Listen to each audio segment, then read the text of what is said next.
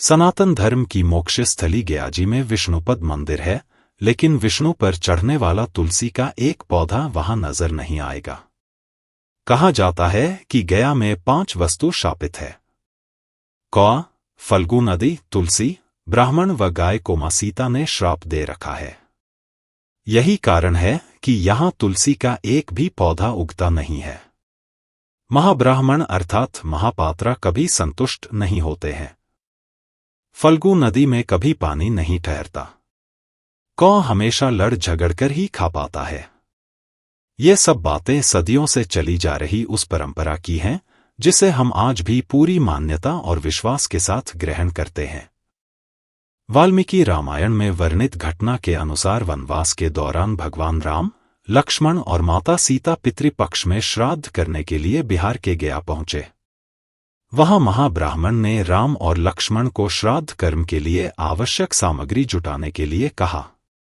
इधर राम व लक्ष्मण नगर की ओर सामान लाने के लिए निकले, उधर सीता नदी किनारे बैठी रही।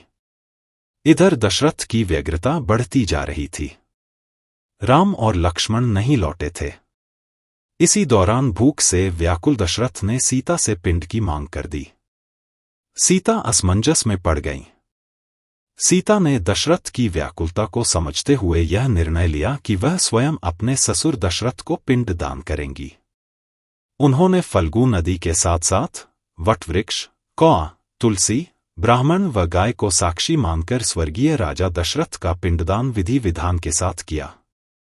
जैसे ही उन्होंने हाथ जोड़कर प्रार्थना की तो राजा दशरथ ने सीता का पिंड स्वीकार कर लिया। सीता इस बात से प्रफुल्लित हुई कि उनकी पूजा दशरथ ने स्वीकार कर ली है। राम जब लौटे तो उन्होंने सीता पर विश्वास नहीं किया। वो इस बात को मानने से इनकार कर गए। उन्होंने कहा कि पिंडदान पुत्र के बिना नहीं हो सकता है। इसके बाद सीता ने कहा कि वहां उपस्थित फल्गु नदी, तुलसी, कौआ, गाय, वटवृक्ष और ब्राह्मण श्राद्ध कर्म की गवाही दे सकते हैं।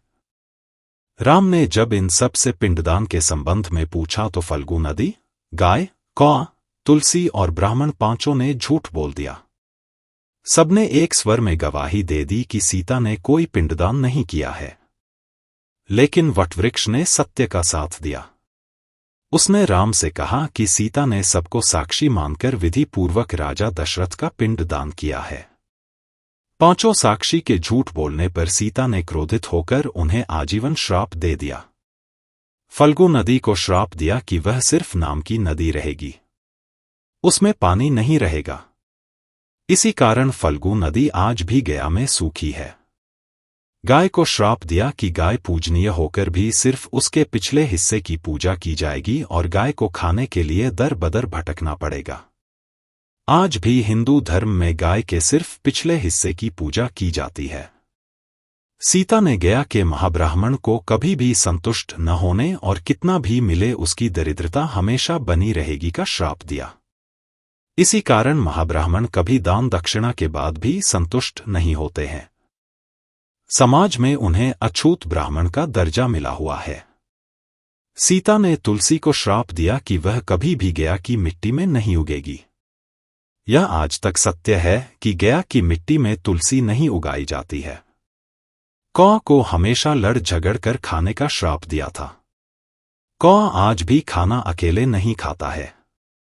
सीता माता ने जहां इन पांचों को श्राप दिया, वहीं सच बोलने पर वटवृक्ष को आशीर्वाद दिया कि उसे लंबी आयु प्राप्त होगी। वह दूसरों को छाया प्रदान करेगा। पतिव्रता स्त्री उनका स्मरण करके अपने पति के दीर्घायु की कामना करेगी।